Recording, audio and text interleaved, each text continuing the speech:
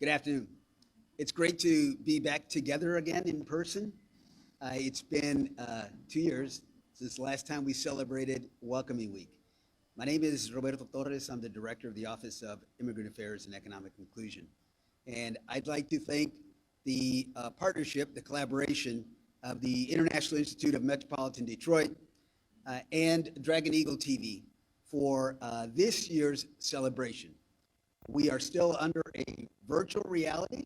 However, we will have one event that's going to be in person, but I want to thank them for actually hosting a list of activities, and we will describe them along this press event.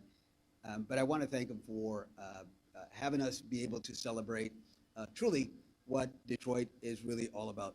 2 years ago, when we came together, we were over at Spirit Plaza.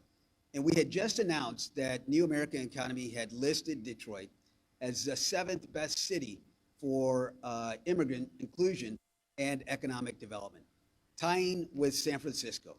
So that was a great achievement by our city.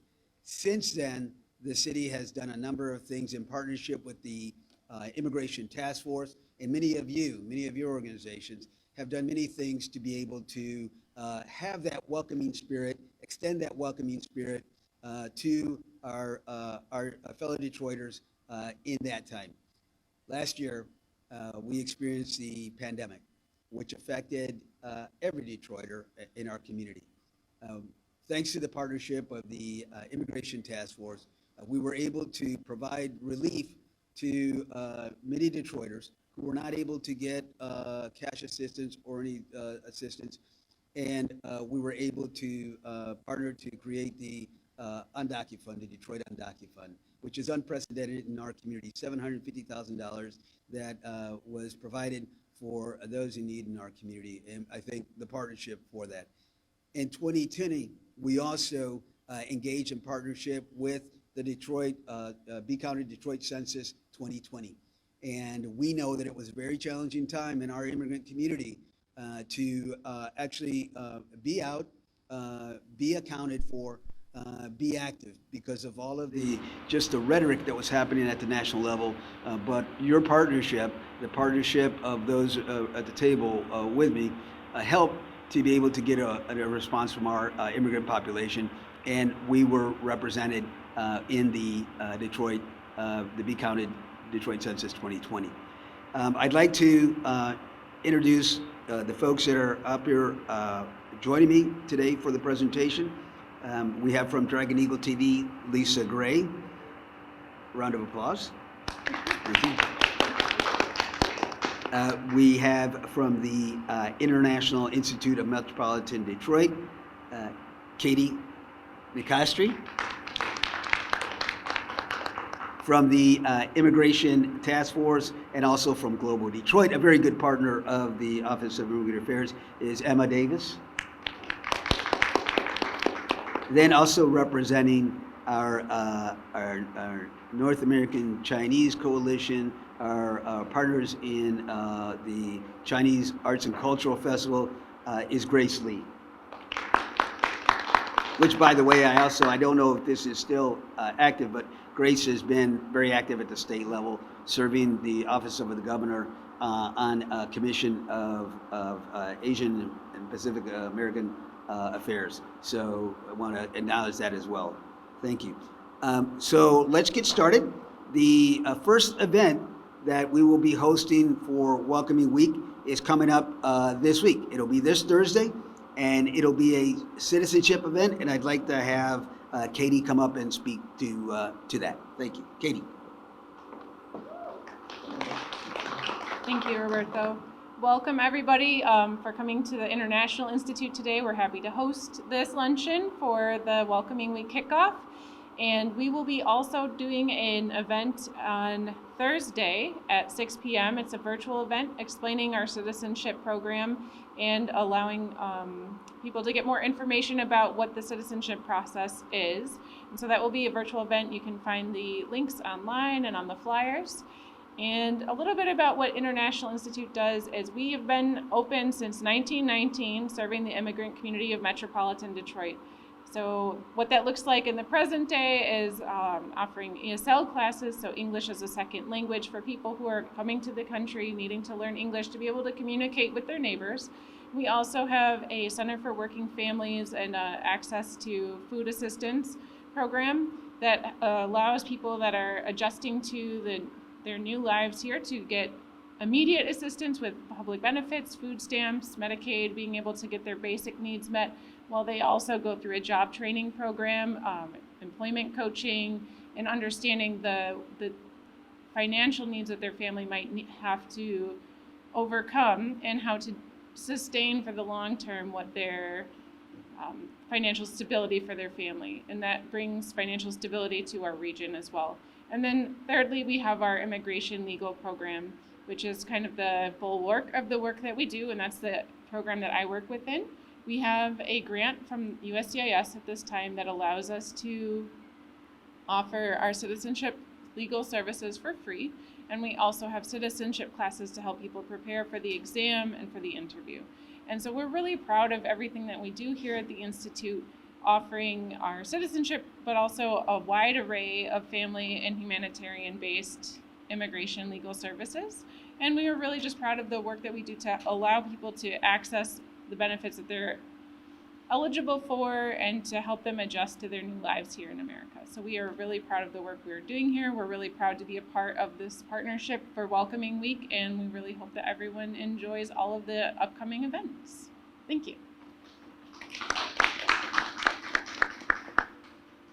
And we also want to thank the International Institute for actually putting out the hors d'oeuvres for us to also enjoy. So an additional plus, Wojciech is not here with us physically, but he's with us in spirit, because you know he would be the first one in line.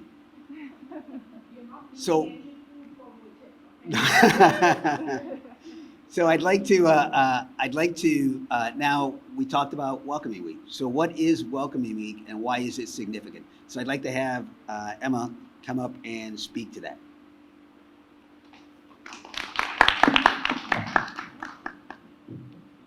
Sorry, I'm tall. So Welcoming Week is an annual celebration really established by Welcoming America, in which communities and organizations bring together neighbors of all backgrounds to affirm the importance of welcoming. And I'm honored as a member of the Immigration Task Force of the Southeast Michigan Refugee Resettlement Collaborative, as a partner to welcoming communities and organizations across the state to work with organizations that really embed welcoming in their daily work and their day-to-day operations.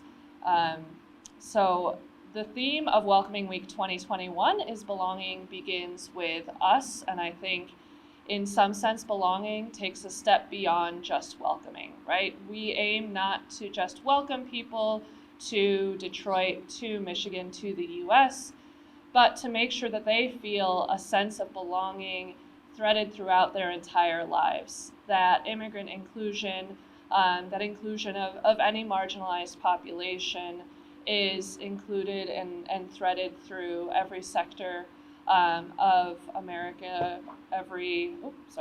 of every single asset of our daily lives, right? Through equity, through diversity, through inclusion, through belonging. That's incredibly important. And so I am honored to be here today to talk about the importance of that, to see all of you in person. And a big thank you to the International Institute for hosting us, and to the City of Detroit Office of Immigrant Affairs and Dragon Eagle TV as well. Thank you.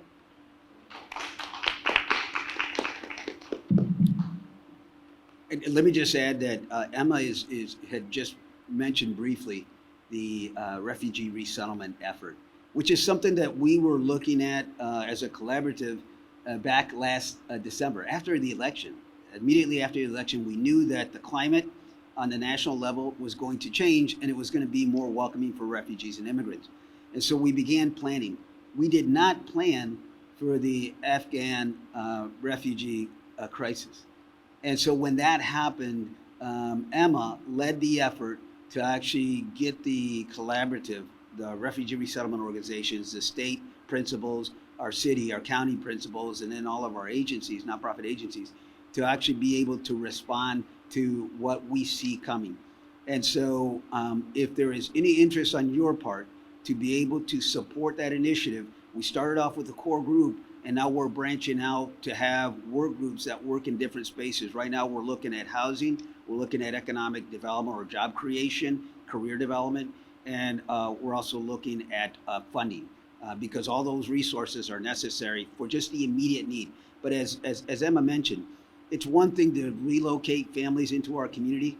It's another to be able to sustain the presence in our community and to make people really feel welcome. And that requires even more than just the initial work that we're doing. So I want to applaud Global Detroit, because Global Detroit actually led this effort back 5 years ago, and they were back at the table again.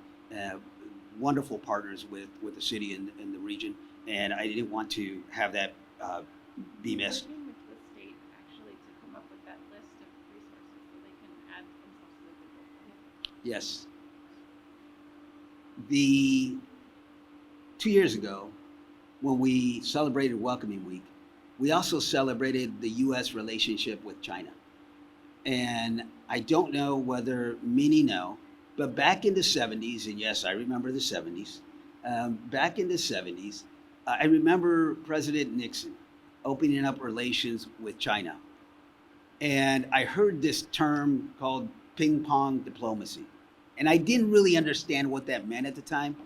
But what happened is when U.S. opened relationships with China, one of the events, and we know that sports brings people together from all cultures, from all walks of life. And so the U.S. national ping pong team competed against the national Chinese ping pong team in the U.S. And the first place that the team landed was in Detroit, Michigan. And they actually played in Cobo Hall. And that was the first exhibition of any international relation. So that was back in the 70s. And that's how long the U.S. has been in relationship with China, a renewed relationship. Well, 2 years ago, we actually reenacted that. And over at City Hall, we invited folks over to a reception where we had the Consulate General from the People's Republic of China was actually there. We had other representatives, and we brought up a ping pong table. And so thanks to Lisa and her crew, we got a ping pong table up there, and we had our friends from the Chinese delegation actually play a demonstration ping pong with some of our elected officials, which was just a minor expression, but it really goes to show the presence of our immigrant friends and families in our community. So we thought we would do that again. And so we are, as part of the event, going to have a U.S.-China Cultural Arts Festival. And to speak on that is going to be my colleague, Lisa Gray, and then she will also introduce Grace Lee to join her.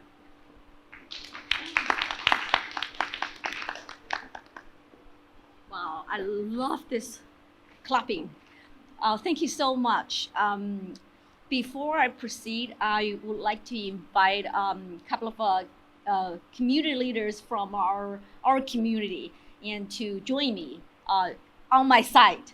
I feel more comfortable because this event is organized by so many local Chinese community organizations. Okay, first Grace Lee, and Roberto has already introduced her. She's she's the commissioner of MAPAC, and also she's the co-chair for North American Chinese Coalition. And we have Shenlin Chan. Shenlin, come here. Yes. Shenlin is the president of Chinese ACA, Association of Chinese American. And also we have Tao Xian. Come here, Tao Xian. Tao Xian, she is on the board of so many local engineer associations. You know, automotive engineer is the big group in our community. Thank you so much. All right, I am so honored to be here representing my community to present the 5th U.S.-China Cultural Art Festival. The festival was started to promote diversity and inclusiveness, create cultural awareness, facilitate enriched artistic culture and creative understanding between the US and China. We hold the festival in Detroit so that we can show Detroit as a beacon for culture, arts, enlightenment, and inclusivity. The festival is a community event for all ages, celebrating the human potential to create beauty and harmony through all forms of arts.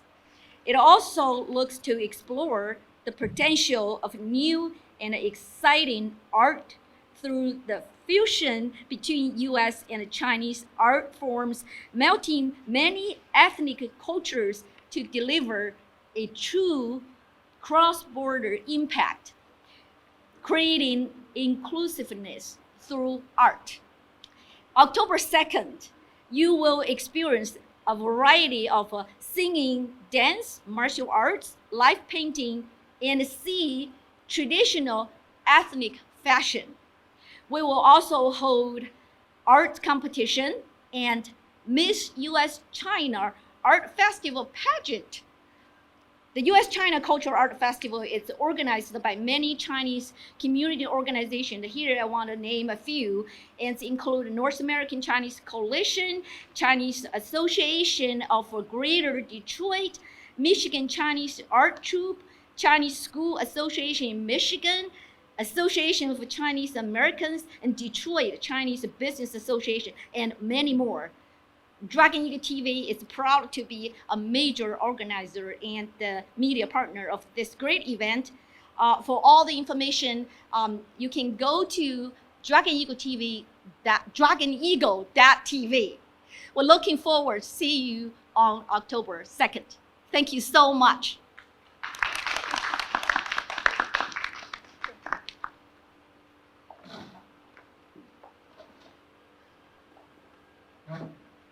Thank you, Lisa, and thank you to the festival committee.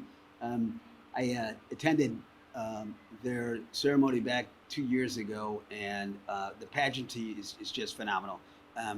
There was an autumn festival that was held over at the DIA. If you haven't attended any of those events, you're missing out. So come on out on October the 2nd. Come on out that afternoon and join us for a day of fellowship and pageantry and cultural understanding. So I invite you to that. The next event that we're going to host is actually something that is unique. It is something that we brought new to the city of Detroit, and we brought it because of partnership from Global Detroit. So several years ago, I attended a national conference with Global Detroit and others. It was a welcoming economies conference. And there was a mention about a program called Fast Track. Now, prior to that, we had started discussion on a program with Steve Tabachman that brought in the Global Entrepreneurship and Residence Program. So we're already now in our second year with that program, and we're starting to see great results for our city. And that's bringing international talent into our community to create jobs, to bring innovation to the city of Detroit. That was with high-skilled entrepreneurs. So we also thought about, well, how do we do it with just entrepreneurs in our community that want to start their own business? It may just be a small family business, or it may be just a business that you can just start up as a street vendor. And so we approached the National League of City and the Kauffman Foundation, and we received funding to actually implement the Fast Track program. Now, the Fast Track program is an entrepreneurship training program throughout the country. Our take was that we wanted to do that with immigrant entrepreneurs. And so it required a little bit of innovation, and it's why we partnered with the International Institute of Metropolitan Detroit to actually do that. I'd like to call Rodney up. Rodney Benefield was our program manager, our project manager for Fast Track. I want to tell you that we're currently in the process of offering a second cohort, And so we're in dialogue right now with the Kauffman Foundation and National League of City. We had phenomenal results from the first time around, so I'm very encouraged by that. And I'd like Rodney just to speak on the impact of the program with some of the immigrant students. Thank you. I was prepared, but on the fly. Well, thank you, Gabe, for the great introduction, Roberto. And like Roberto said, we were able to have our first cohort of a fast track program over the summer. And we were able to graduate 8 students out of that program. You know, six of them being immigrants, so that was great. The students came in basically with the dream of just basically starting their business. So we're able to partner with different partnerships and facilitators to come help lead that class. We had small business administration came in. We had some economic development professionals that came in and led these sessions. And pretty much the program is pretty much taught individuals how to start their program, give them basics, how to survive, how to do their books, how to do marketing, how to market their program, just how to build their program. A couple individuals came to the program with an idea. And by the end of the program, they had changed up and realized that's not what they wanted to do, but that's okay. They went their process before getting too embedded in that idea. It didn't work out. But we had some great results, successes out of that program. One individual is starting a co-working space, and he's an immigrant, and he's basically seeking more funding for his program right now. So hopefully he's going to get that up and going. We had a young lady from Haiti who had a hair line, and she is already exporting and importing hair through Haiti, and she's basically doing very well. Another individual had a trucking company, so they're trying to enhance that and build that up. But it's a very good program. Partnered with Roberto in the city of Detroit in this program. I think we had much success. We'll be starting under the cohorts soon, hopefully. So look forward to that. But overall, it's good to see when individuals, especially immigrants, coming here and, you know, taking that dream and aspiring and just reaching forward and, you know, say, I can do this, you know, and becoming entrepreneurs and become self-sufficient. That's part of our program at IMD is to have individuals, you know, be empowered through financial employment and things like that. So overall, I was very happy to say I facilitated the first cohort of it and was I would deem it being very successful. Thank you.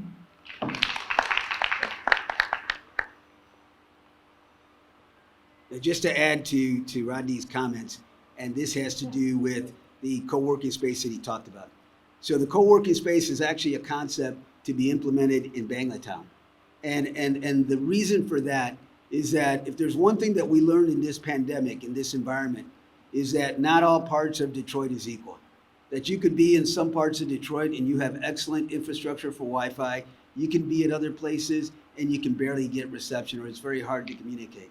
And so this idea of this co-working space is actually to provide that in Banglatown to be able to support many of the startup businesses in the area.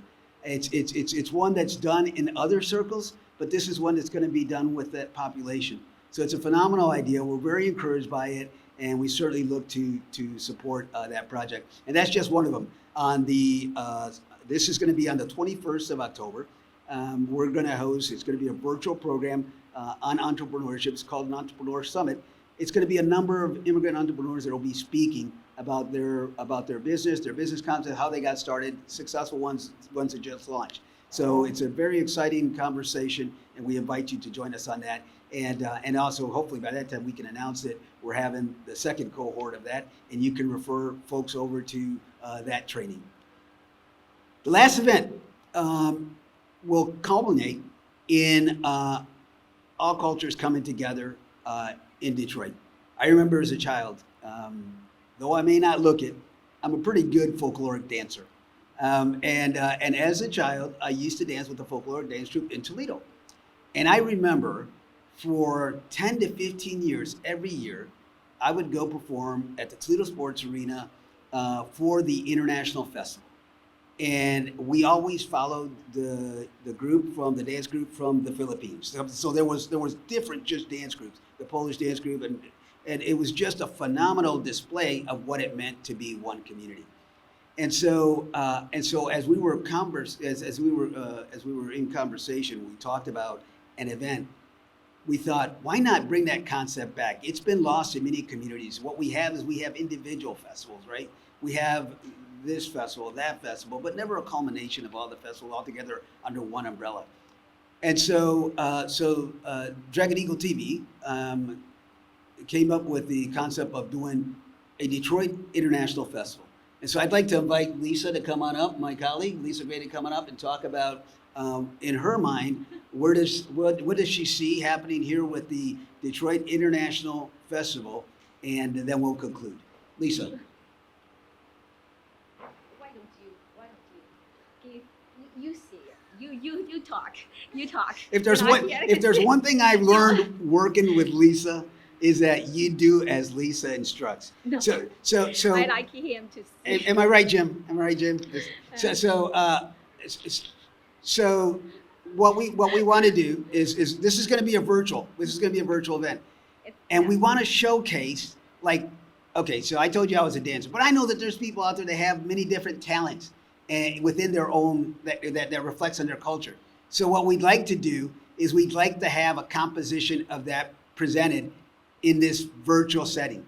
And so we're inviting many of you that if you know young people, elders that have a talent that they'd like to showcase, to please contact Lisa Gray at Dragon Eagle TV, or you can contact our office or one of the partners that's here and let them know that you have somebody in mind. And then what we can do is either you record that video or we can record the video for you, making it possible through that type of a recording session. I've done a number of recordings with Lisa, just being in my home and having the laptop, and they're recording it, and then they edit, so it makes me look like I can actually present before the mic, right? Which is why I feel so comfortable today, because she came up to me just before and said, "Don't worry, Roberto, we can edit." I don't know how to take that. Technology. So we invite you for that Detroit International Festival to be able to share with us the talents. We also have, we already have some recorded video that we'd like to share, similar to the videos that you're seeing up on stage. So we want to include that, but we also want to include some of the local talent. So we invite you to share that with us, and that'll be on October the 30th, correct, Lisa? Yes, October 30th. And also, it's not only performances, it's any community members or leaders. If you have a special message you want to deliver, and you can send your message, we will see if the message is important or really touch people's heart. We will include that message in the program. Thank you. So with that, I certainly hope that you get the appreciation of how Detroit is celebrating Welcoming Week. I know it says Welcoming Week, but if you know, she didn't want just 1 week. So we've got 2 months. Actually, Lisa wanted to take it to November, and I said, no, that's too much. I said, not even Hispanics have 3 months. I said, we have September and October, and I said, I don't want to go on the mic and to say that we're giving 3 months to somebody else. So I thank you. I thank you for celebrating the kickoff to Welcoming Week. I invite you to participate in one, if not all, the events. And I also invite you to support the organizations that are up here and the events that they promote. And on behalf of the city of Detroit, and I know here with Emma as a member of the Immigration Task Force, we also thank you. And by the way, I want to let you know that one of our fearless leader, someone who has been the glue for the international community, for the immigrant community, for the refugee community in Detroit, one of our very own, Councilmember Raquel Castañeda Lopez, is retiring this year, and so it's going to be a big loss for our city. Those shoes are big. She is the reason that we have an immigration task force. She, along with the ITF, are the reason why I'm standing up here speaking to you. She was the reason why we received $750,000 to be able to provide an undocumented fund. So countless other efforts that have happened. If we get a language access legislation or policy, it is because of her tireless effort. So all that just to say that this afternoon, we have the honor of recognizing her.